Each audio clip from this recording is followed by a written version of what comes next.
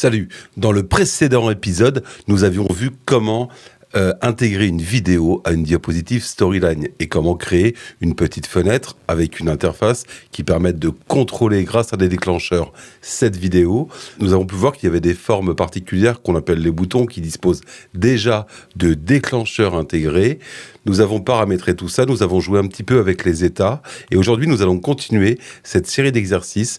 Donc là c'est la suite de l'épisode 4. Nous allons réaliser l'exercice qui va nous permettre de déclencher un carrousel de photos de deux façons. La première, c'est automatiquement avec l'évolution du temps au sein de notre chronologie.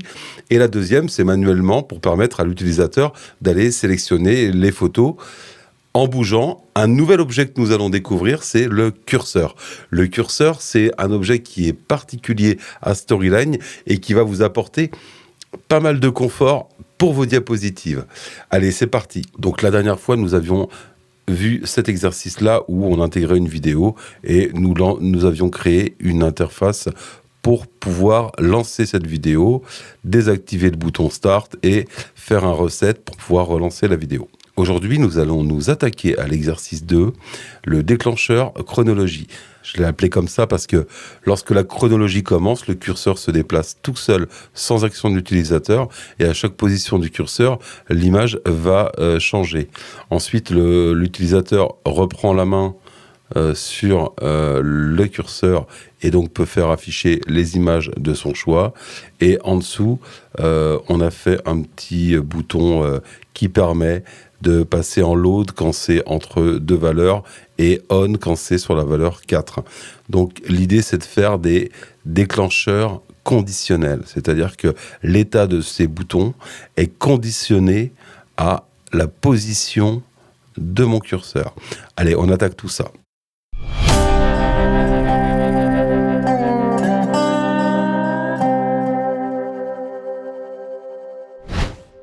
Allez, on repart de notre exercice de base. Donc, en fait, ce qu'il faut, il faut qu'on crée une nouvelle fenêtre d'interface et un carrousel de photos ici. On va commencer par l'interface.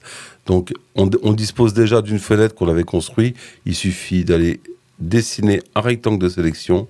Je copie tous les éléments de cette fenêtre. J'appuie sur CTRL, je me mets en mode dupliquer. Je clique, j'appuie sur SHIFT pour garder l'alignement et je relâche mon bouton. Voilà, on a une deuxième fenêtre d'interface. Maintenant, ce qu'il y a, c'est qu'on va faire un peu le ménage et on va enlever ce qui ne nous sert à rien. Donc, le bouton Start, on n'en aura plus besoin. Donc, je le sélectionne, supprime. Je n'aurai plus besoin de la petite icône Recette ni du bouton Lock. Donc, j'ai appuyé sur Maj pour faire une sélection multiple et je fais supprimer. Le nouvel exercice s'appelle déclencheur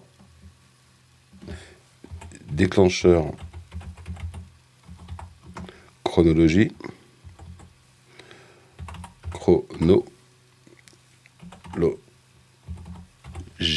Alors, on va un peu remanier tout ça. Voilà.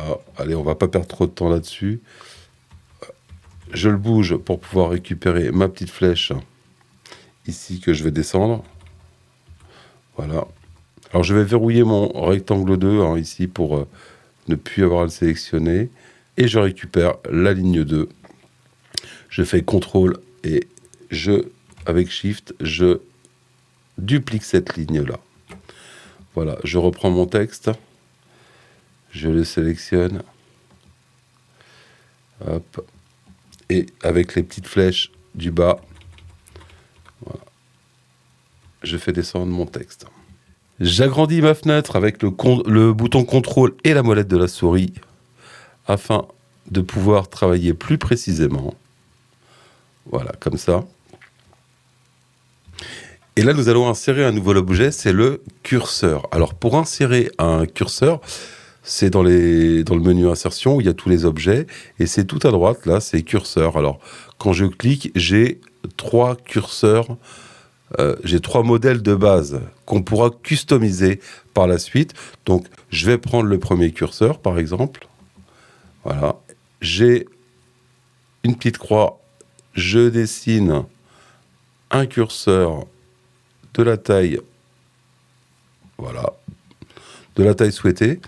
Donc je me retrouve avec un curseur qui a certaines caractéristiques, certaines couleurs, et on va changer tout ça. Donc comme tous les objets, il y a un menu spécifique qu'on va explorer ultérieurement, mais avant tout on va regarder les petites poignées jaunes qui composent cet objet, parce que on avait vu dans un précédent épisode que lorsqu'un objet ou une forme comportait des petits poignées jaunes comme ça, c'était des options particulières de modification de forme. Donc en l'occurrence celle-là, si je la prends, ça m'ajuste la taille de mon bouton, d'accord ? En bougeant, voilà, je peux ajuster la taille de mon bouton. Pour faire un petit bouton ou un gros bouton, nous on va le laisser un peu comme ça, c'était très bien. Le deuxième curseur, si je le prends, c'est j'ajuste la taille de mon champ de curseur, je ne sais plus comment ça s'appelle, ça a un nom, de la piste, c'est ça. J'ajuste la taille de la piste du curseur. Voilà pour ces deux boutons. Allons voir un peu le menu spécifique du curseur. Donc, le menu spécifique se trouve en haut. Et là, on a deux options. On a la partie création.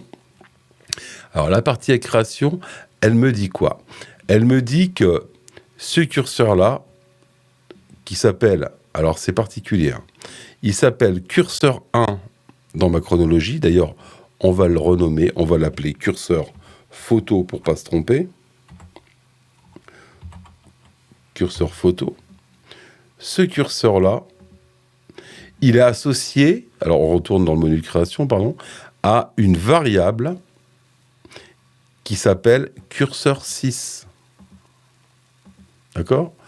Alors, on va retenir cette variable parce que la valeur de cette variable définira la position de mon curseur par rapport à la piste. Donc, le nom de la variable, c'est curseur 6. On garde ça dans un coin de notre esprit et on verra tout à l'heure à quoi ça va nous servir. Alors, mettre à jour lorsque l'apprenant le relâche ou lorsque le curseur est déplacé, on va dire lorsque le curseur est déplacé. La deuxième partie de ce menu, c'est en fait, on doit définir le nombre de positions du curseur. Parce que le curseur, alors, on va le bouger, d'accord ? Là, il y a plusieurs positions. Là, actuellement, par défaut, il y a 10 positions. La position tout à gauche, c'est la position 0. Et la position de fin, c'est la position 10. Donc, en fait, on a même 11 positions. Nous, ce qu'on veut, on va faire un carrousel de 4 photos. Alors, 4 photos, ça fait bien un début à 0 et une fin à 3. On vérifie. Première position, première photo. 2, 3, 4. Pour être clair, lorsque ma variable est à 0, mon curseur est à 0. Quand la variable est à 1, mon curseur va bouger à 1. Quand la variable est à 2, il va bouger à 2. Quand la variable est à 3, il va bouger à 3. Donc là, on a bien nos 4 positions. Je peux définir ici l'étape initiale. Donc, on pourrait très bien commencer avec le curseur déjà à la position 1. Nous, ça ne nous intéresse pas. L'étape initiale, ça va être bien le curseur tout à gauche. Juste en dessous, étape nous permet de définir la valeur d'un cran. Un cran, c'est bien une étape, dans notre cas. Après, on retrouve les boutons alignés. Donc, c'est pour mettre en premier plan, reculer ou en arrière-plan, qui est spécifique à tous les objets. On peut éventuellement le grouper avec un autre objet. C'est pas ce qu'on va faire. On peut effectuer une rotation, mais dans notre cas, il n'y a aucun intérêt. On a toujours les paramètres de répartition et d'alignement, ainsi que taille et position, mais là on est vraiment dans le classique de ce qu'on a l'habitude de faire avec tous les objets. Le menu format, le sous-menu format de l'outil spécifique curseur nous propose d'une part de changer la couleur du bouton, mais pas seulement, on peut aussi changer la forme du bouton. Mon curseur, il peut avoir une forme personnalisée, il y a plusieurs, comme un index par exemple. Donc nous, on va rester sur le bouton, mais sachez on peut très bien définir une forme personnalisée, ainsi qu'une déclinaison de couleurs. Moi, en l'occurrence, on va rester sur les teintes grises. Je vais prendre la teinte grise. Voilà pour le type de bouton. On peut aussi aller chercher une couleur spécifique si vous avez un code couleur où vous voulez faire votre curseur à votre charte graphique ou avec un nuancier que vous avez paramétré, vous pouvez l'utiliser. On peut mettre aussi une couleur de contour du curseur et on peut mettre des effets. Donc par exemple, on va mettre une petite ombre comme on a fait tout à l'heure. On peut mettre une ombre extérieure, voilà, une légère ombre extérieure pour donner un petit relief. Maintenant, nous passons à la piste. Alors la piste, c'est pareil. On a plusieurs types de pistes. On a des pistes de forme un petit peu ovale, avec des formes. À l'inverse, on peut avoir des formes un peu plus rectangulaires. Notez que dans ce cas-là, le bouton s'adapte aussi. Ou alors, on peut avoir des pistes plus fines, avec des contours, sans contours. Nous, on va rester sur le standard. On va rester sur une piste. On va prendre une piste comme ça, de couleur grise. On peut faire pareil, remplir la piste avec une couleur personnalisée, mettre un contour, ou alors un effet, c'est ce qu'on va faire. On va toujours mettre notre contour extérieur en bas à droite. Donc nous voilà avec un curseur qui comporte 4 positions. Afin de mieux illustrer le déplacement du curseur sur la chronologie, nous allons ajouter quelques annotations au-dessus du curseur. Donc par exemple, on va aller chercher une petite ligne dans Forme, qu'on va venir positionner avec le bouton Shift comme ça. Ma ligne est sélectionnée, je fais CTRL Entrée pour accéder au menu de remplissage des formes. Je vais dans Style de trait, je vais agrandir à 3 pixels la largeur de mon trait. Je vais changer la couleur pour mettre un trait un peu blanc comme ça. Et je fais fermer. L'idée, c'est de positionner ce trait à la première position du curseur. Donc, bougeons notre curseur. Alors, pour bouger le curseur, il faut le sélectionner. Et voilà, doucement. Et tirer à la première position. Donc, la première position, c'est ici. Je reprends mon petit trait. Et avec les flèches du clavier, je viens réajuster la position de mon trait. Il est un petit peu grand. Je baisse et je baisse la taille de mon trait. Voilà. Là, on est pas mal. Annotons la position 1. Donc, je rajoute une zone de texte. Je clique un coup. Je tape 1. Je sélectionne mon texte avec CTRL A. Je vais aller chercher une police. Alors, on va aller chercher une Montserrat Black, par exemple. Donc, je vais dans Montserrat Black. Voilà, très bien. Je vais changer la couleur. Je vais la passer en blanc. Et je vais changer aussi la taille en baissant un petit peu. On va se mettre à 16, c'est pas mal. Je repositionne, je sélectionne ma boîte de texte. Et avec les touches du clavier, je repositionne mon chiffre. Voilà, on va faire pareil pour les 2 autres positions. Donc je sélectionne mon petit trait et en maintenant Shift, ma boîte de texte. J'appuie sur CTRL pour mettre en mode dupliqué. Alors d'abord, on va plutôt positionner le bouton. Comme ça, on va Voilà, la position c'est bien ici. Je prends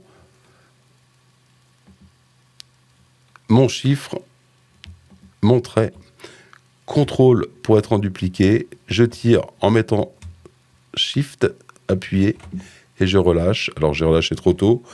Je réajuste avec les flèches du clavier. Et là, on est bien sur la position 2. Je fais pareil avec la 3e position. J'appuie, je laisse appuyer sur mon bouton et je déplace mon bouton à la dernière position.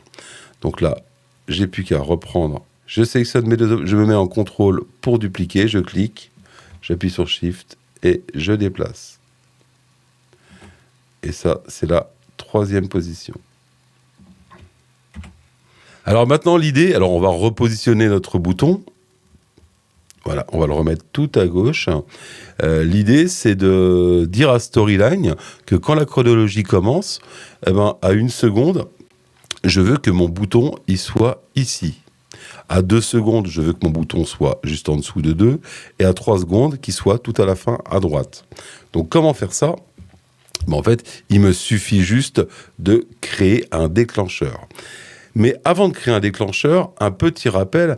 Tout à l'heure, quand je sélectionne mon curseur et je vais dans Création, j'ai bien un numéro de variable, en l'occurrence curseur 6. Parce que là, on va commencer à parler des variables.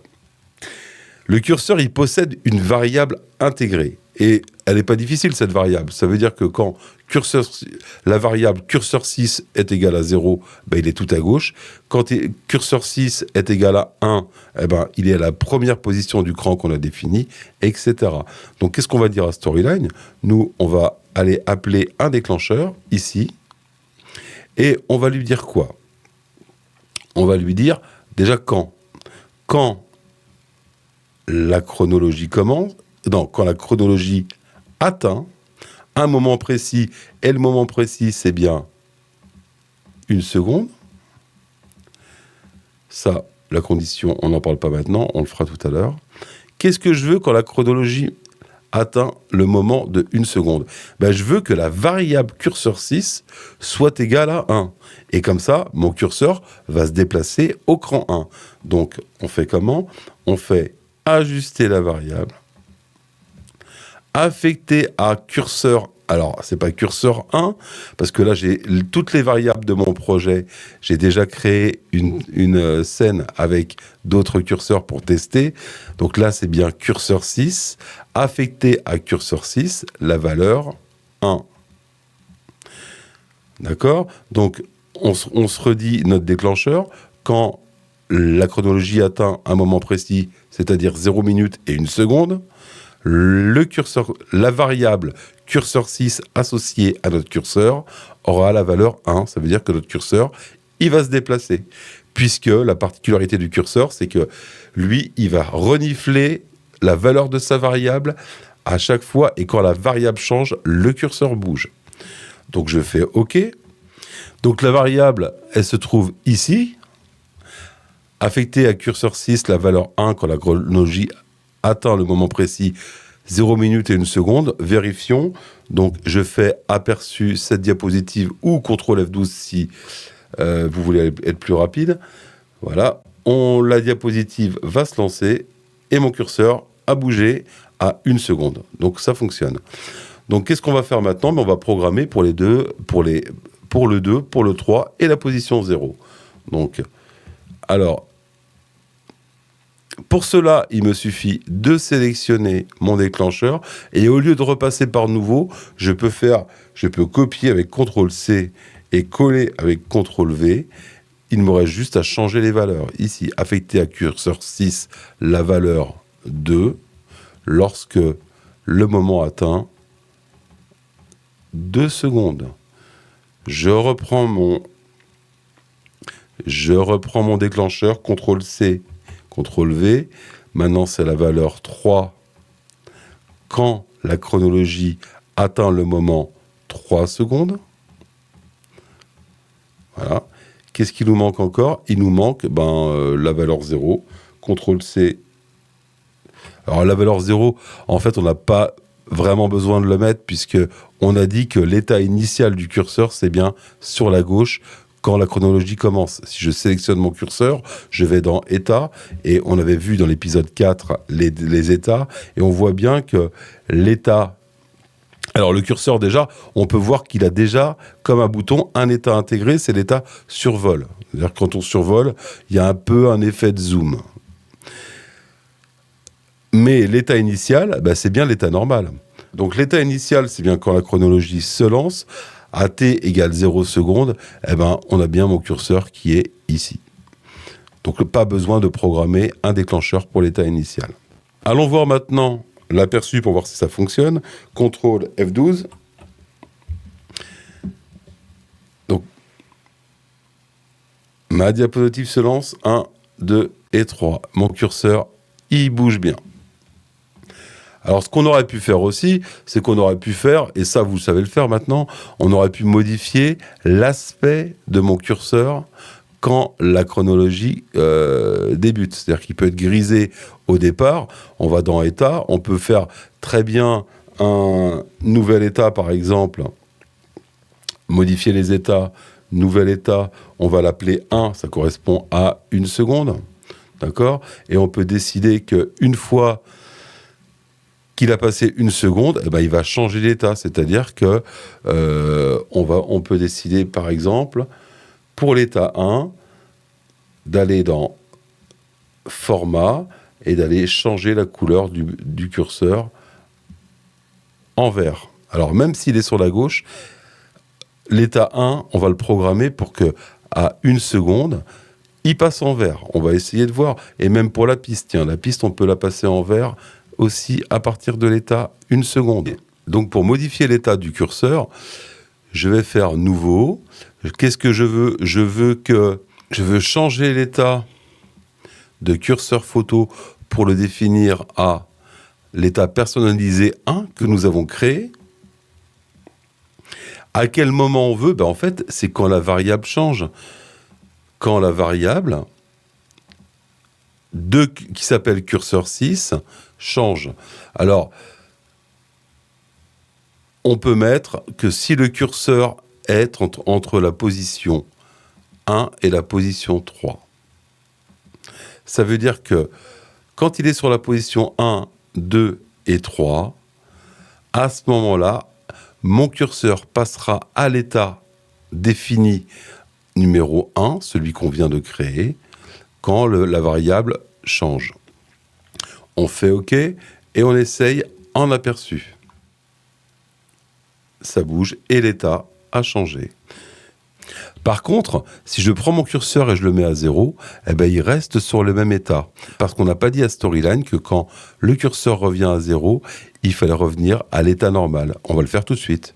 Si on veut faire en sorte qu'il redevienne gris quand le curseur revient à 0, eh ben, il suffit de mettre un sinon.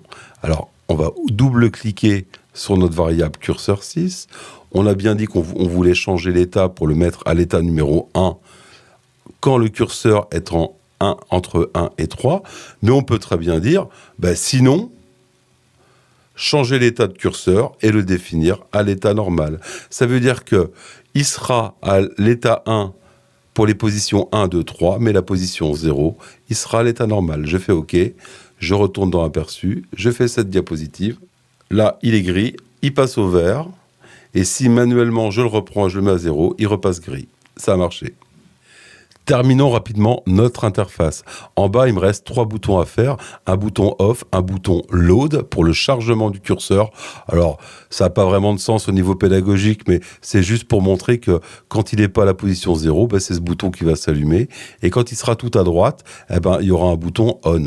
Je vous laisse trouver dans vos projets pédagogiques des contextes qui vont pouvoir vous permettre d'utiliser ce type de fonctionnement. Alors, en attendant, on va le faire. On va créer 3 boutons. Donc, pour créer un bouton, alors quand je dis bouton, c'est au sens forme, on va créer 3 formes. On va créer 3 formes circulaires et je vais vous montrer comment on peut faire un bon effet de bouton avec vraiment un effet de relief. Pour ça, je clique sur forme ovale, j'appuie sur CTRL, Maj et Alt et je dessine ma forme, mon petit bouton, comme ça. Pour éditer mon bouton, je fais CTRL Entrée. Je vais enlever la couleur de la ligne. Ça, c'est mon bouton Off. Je voudrais qu'il soit grisé au début, qu'il soit rouge au début quand le curseur est tout à gauche et qu'il se grise sur les autres positions. Donc, qu'est-ce que je vais faire ? Je vais déjà créer un bouton rouge. Je vais aller dans remplir, je vais prendre un remplissage dégradé et ça pour mon effet relief c'est vachement bien. Comment on peut faire un effet en relief ? Je vais faire un dégradé de type radial. On va rester sur un dégradé avec un angle de 0, ça veut dire que ma première couleur elle part du centre.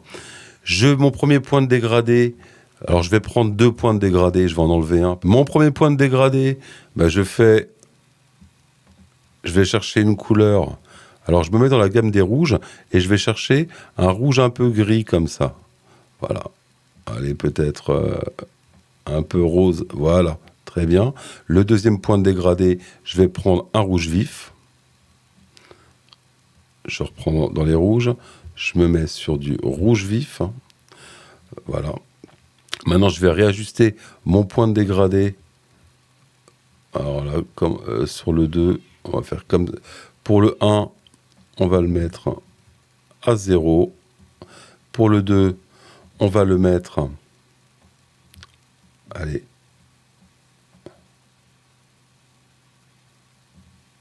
Comme ça.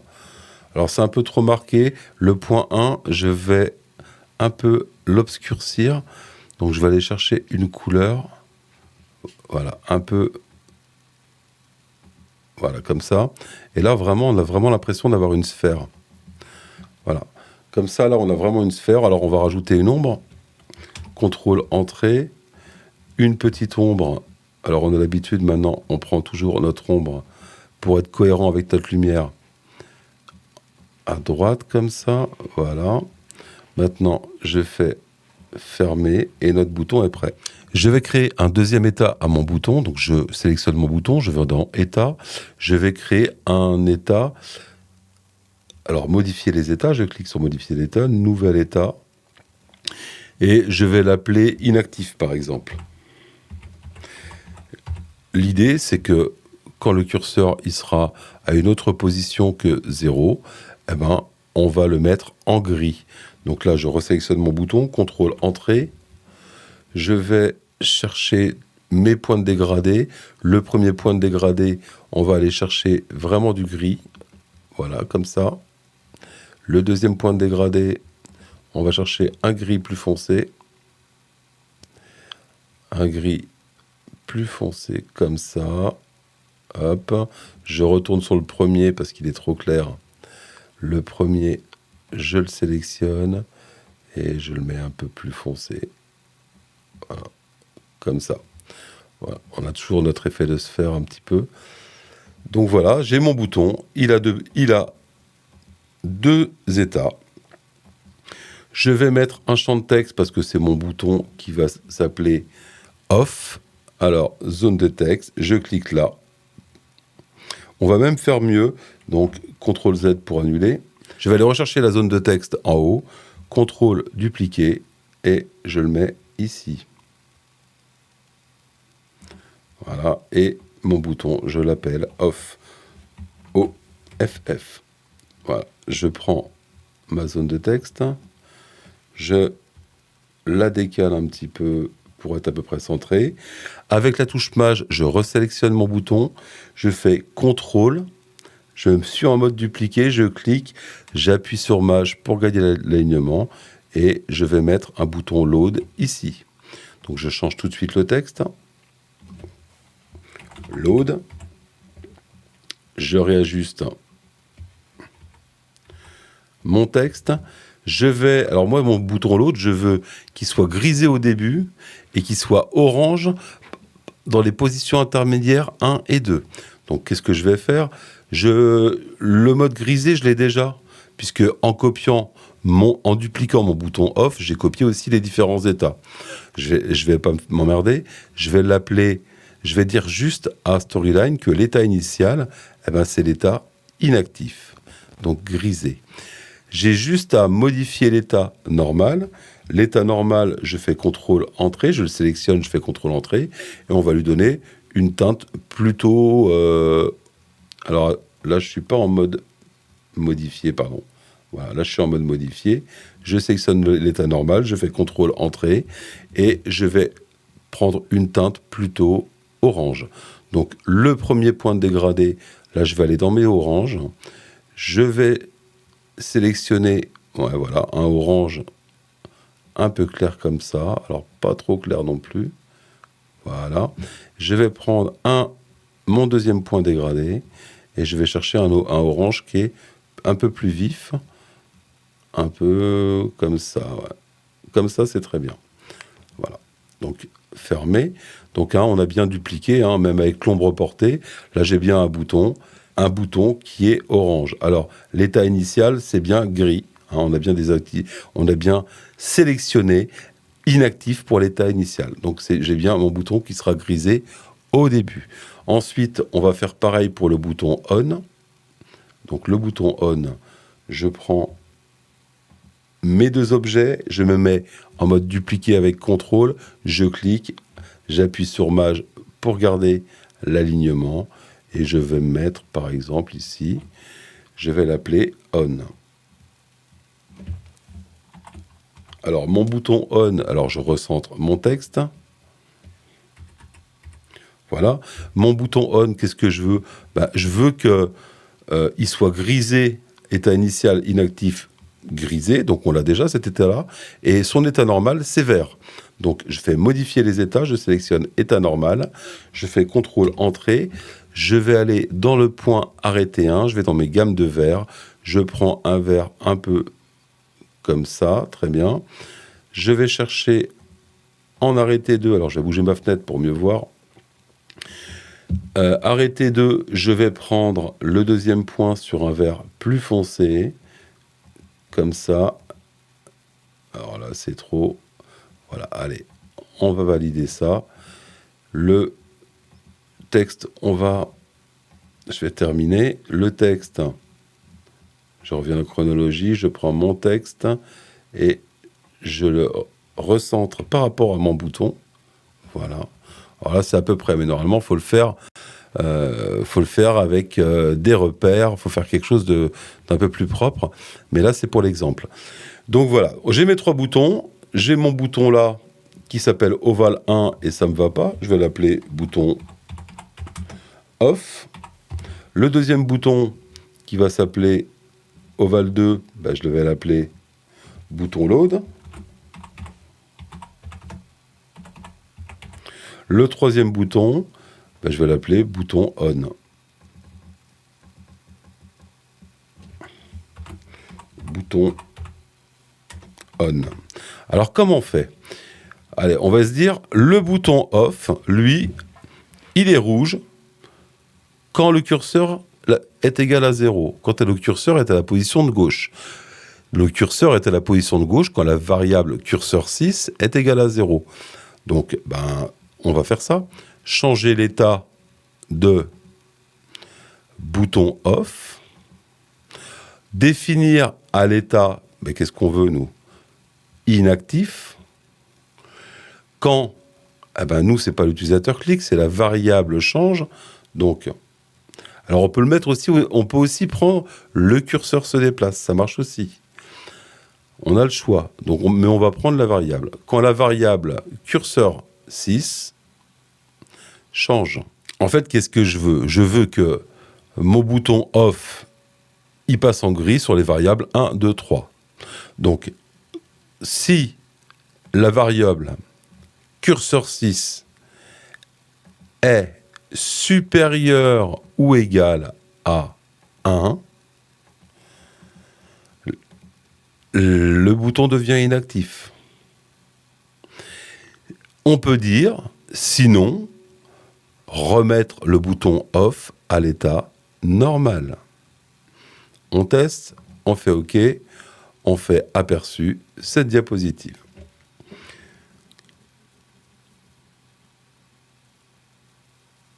Il est rouge, il bouge, il est gris. Si je bouge le curseur, il est de nouveau gris, et si je le mets à gauche, il est rouge. Voilà.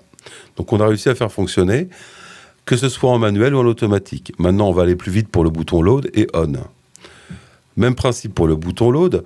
Le bouton Load, qu'est-ce qu'on va faire ? Nous, on va créer un curseur. On veut changer l'état de bouton Load. On va le définir à l'état... Alors, par défaut, il est inactif. Donc, on va le mettre à normal quand la variable change. Quelle variable ? La variable curseur 6. Et là, qu'est-ce qu'on veut ? Alors là, c'est un peu particulier parce qu'on veut qu'il soit orange sur la position 1 et 2, mais qu'il soit gris sur la position 0 et 3. Donc, qu'il soit normal sur la position 1 et 2. Donc, on peut dire quand la variable change, si curseur 6 est égal à la valeur 1, ou si curseur 6 Alors, curseur 6 est égal à 2. Alors, si on le met comme ça ne va pas être possible parce qu'il faut que les deux variables soient à la fois à 1 et 2. Et c'est pas possible. Donc, nous, on va pas prendre le « et », on va dire le « ou ». Ça veut dire que le bouton « load », il va changer en passant à l'état normal si le curseur 6 est égal à 1 ou le curseur 6 est égal à 2. Rajoutons un sinon. Sinon, changer l'état de bouton load, le définir à l'état inactif. Ça veut dire que s'il est ni sur le 1 ni sur le 2, il sera à l'état inactif qui est grisé. Voilà pour le bouton load. Allez, on va voir. Aperçu cette diapositive. Load, ça passe à 1, 2 et à 3, il est grisé. Si je repasse à 2, il est en haut load. S'il est à 0, il est grisé. Super, il ne nous reste plus qu'un bouton à faire. Donc le dernier bouton à faire, c'est le bouton on. Lui, c'est très très simple, puisque nous, ce qu'on veut, c'est que ce bouton-là, il s'allume uniquement sur une position. C'est la position 3. Donc je clique sur déclencheur, changer l'état de bouton on, le définir à l'état normal. Quand la variable change, le nom de la variable, c'est le curseur 6. Et c'est quoi la condition ? C'est si curseur 6 est égal à la valeur 3. Sinon, définir à l'état inactif. Donc là, normalement, nos 3 boutons fonctionnent. CTRL F12 pour vérifier tout ça. Voilà, c'est load. 3. On a le on qui fonctionne. Si je bouge, le on s'éteint. Le load reste allumé en 1 et 2. Et le off s'allume sur la position 0. Bon, je peux repérer que je peux réajuster la position un petit peu de mes boutons ici. Voilà, on a un curseur qui bouge tout seul. On a un curseur qui bouge aussi en manuel. On a des boutons qui s'éclairent. Mais au final, ça ne sert pas à grand-chose. Alors, on va le rendre utile, ce curseur. On va lui permettre de faire changer des photos. Donc, on va créer un carrousel de photos. C'est très simple. Je vais vous montrer ça tout de suite. Alors, je retourne à mon projet. Je vais dézoomer un petit peu pour qu'on y voit plus clair. Donc, bien sûr, je vous laisserai recentrer le bouton load, le mettre bien au milieu parce que graphiquement, on voit qu'il y a un problème ici. C'est pour l'exemple. Et pour créer notre carrousel de photos, prenons une forme de type carré. Donc, pour faire un carré, je vous répète, carré de forme arrondie, j'ai pris un rectangle de forme arrondie, je vais à peu près au milieu, je fais Alt, CTRL, SHIFT et je dessine. Et ça maintient les proportions. Voilà, on peut se mettre à peu près comme ça. Je prends mon objet, je le remonte un petit peu. Il est trop grand, je fais Alt, CTRL, Maj et je réajuste sa taille. Voilà, là, je vais le centrer un petit peu. Et en fait, ce que je veux, c'est que là-dedans, il y ait des photos. Donc, j'ai besoin de 4 photos. Donc, comment faire ? Je sélectionne ma forme, je fais CTRL Entrée pour faire apparaître le petit menu. Je vais dans couleur de ligne. Alors là, on va mettre une petite ligne, ça sera joli. On va mettre une ligne de couleur blanche. Voilà. On va la mettre assez épaisse et transparente. Donc, la transparence, je vais la mettre à peu près à 58. Sur le style de trait, je vais augmenter. Voilà, on va passer allez. Ouais, voilà, 34 pixels à peu près. Ce que je vais faire, c'est que au niveau du remplissage, là, on veut le remplir avec une photo. Donc, on ne va pas changer la couleur. On va aller chercher remplissage avec image ou texture. Je vais dans Fichier et je vais aller chercher mon image. Alors, par exemple, j'ai l'image 1 ici. Je fais Ouvrir, Fermer. Alors, c'est des images que j'ai été récupérées sur Internet, des images de forme carrée que j'ai récupérées sur Internet. Je vous laisserai récupérer vos images ou des photos de vous ou n'importe quoi. Sachant qu'on peut même mettre des textes, on peut mettre plein de choses. Là, on le fait avec des photos, mais on peut vraiment changer le type d'objet qui peut être déclenché par le curseur. Donc là, on a cette première image-là, mais maintenant, moi, je veux qu'elle ait 4 états différents. puisqu'on veut le faire changer l'état en fonction du curseur. Donc je vais dans état, je sélectionne mon image, je vais modifier mon état. Donc là, c'est l'image quand le curseur est tout à gauche. Je vais créer un état que je vais appeler photo 1. Photo 1, ça c'est quand mon curseur est à la position 1. Donc là, je sélectionne l'état photo 1, je sélectionne ma forme, je fais CTRL entrée, je vais aller chercher une autre photo dans fichier, je vais prendre l'image 2. Voilà, donc là ça charge. J'ai bien l'image 2 sur photo 1, je vais créer un nouvel état que je vais appeler photo 2. Voilà. Photo 2, je vais faire pareil. Je sélectionne ma forme, CTRL entrée, je vais dans fichier et je vais prendre l'image 3 du coup. On est un petit peu décalé, mais vous m'aurez compris. Voilà. Ça, c'est la photo 2. Et il me reste un nouvel état à faire, c'est photo 3. Photo 3. Et on ira chercher l'image 4. Donc photo 3, je sélectionne, même principe, CTRL entrée. Voilà, je vais chercher une image, l'image 4, et je fais ouvrir, voilà, et j'ai l'image 4. Donc là, j'ai créé, au niveau de ma forme, je l'ai rempli avec des photos, et j'ai 4 états différents. Alors, par défaut, on a bien cet état-là qui apparaît lorsque mon curseur est à gauche. Maintenant, ce que je veux, c'est quand le curseur est à la position 1, donc en clair, quand la variable curseur 6 est égale à 1, je veux qu'il passe sur la photo 1. Ben, c'est pas difficile. On crée un déclencheur, changer l'état de... Alors, il s'appelle rectangle 3. Alors, on va changer le nom, on va l'appeler carrousel. Carrousel, ça va être plus simple. Carrousel comme ça. Il s'appelle carrousel, donc je veux changer l'état de carrousel.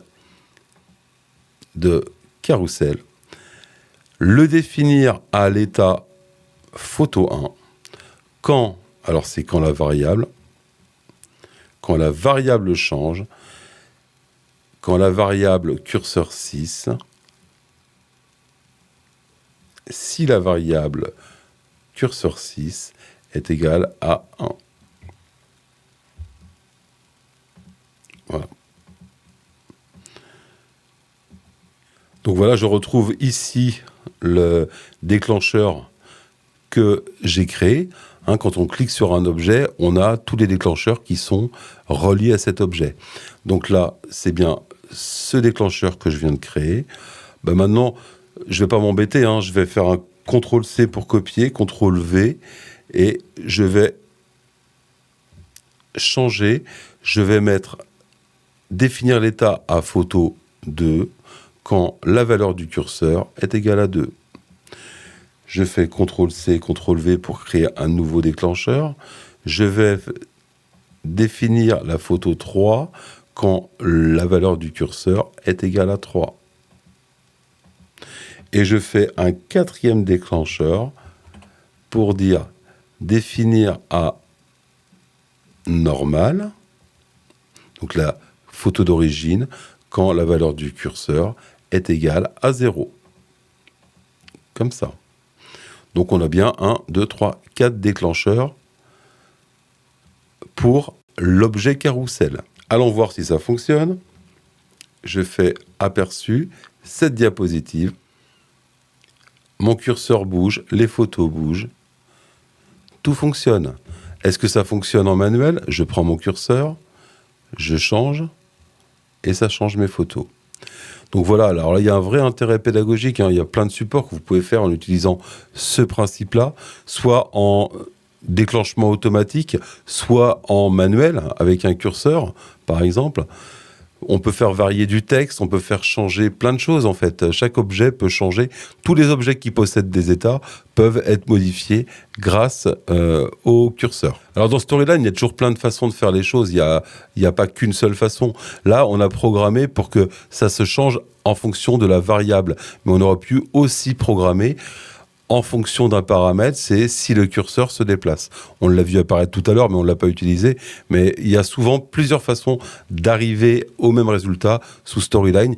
Je voulais vous proposer cette façon, ça nous permettait de commencer à aborder la notion de variable, parce que là, on a bien vu qu'un curseur, il a forcément une variable qui a été définie par Storyline. C'est une variable directement intégrée. C'est pas une variable qu'on a créée, parce qu'on verra dans d'autres épisodes que on aura des variables à créer et on affectera des comportements spécifiques aux variables que l'on aura créées.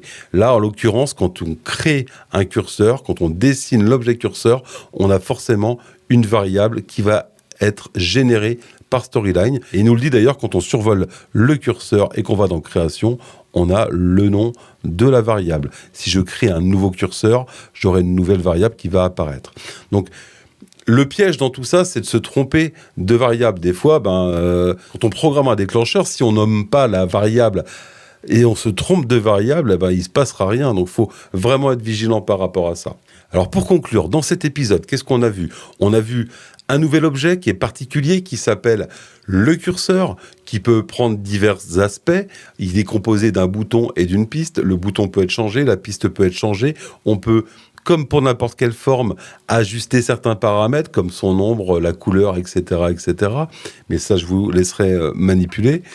On a vu aussi qu'on pouvait créer des déclencheurs juste avec la chronologie de la diapositive, c'est-à-dire sans action de l'utilisateur. Et on peut faire les deux, puisqu'on a fait les deux, puisque notre curseur, il se déplace au fil du temps, les 3-4 premières secondes, et après, l'apprenant reprend la main et peut bouger le curseur, et en manuel, peut faire afficher les photos. On a vu aussi d'ailleurs comment créer un carrousel de photos. Il suffit de prendre une forme. Alors on a pris une forme parce qu'on a intégré la photo dans la forme, on aurait très bien pu prendre une image qu'on glisse directement sur notre diapo et faire changer l'état de cette image. Ça aurait aussi marché. Là, je l'ai intégré directement à une forme, ça nous permettait de mettre un contour, un peu de forme transparente. Ensuite, qu'est-ce qu'on a fait ?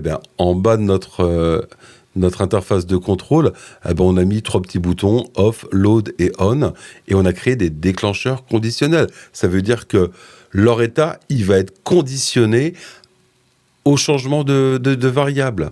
Le bouton off, il s'allume uniquement quand la variable curseur 6 est égale à 0. Pour les autres positions, il est grisé, etc., etc. Donc on a vu tout ça. Au prochain épisode, nous ferons l'exercice numéro 3. L'exercice numéro 3 qui consiste à déclencher de la musique, à changer le fond d'écran.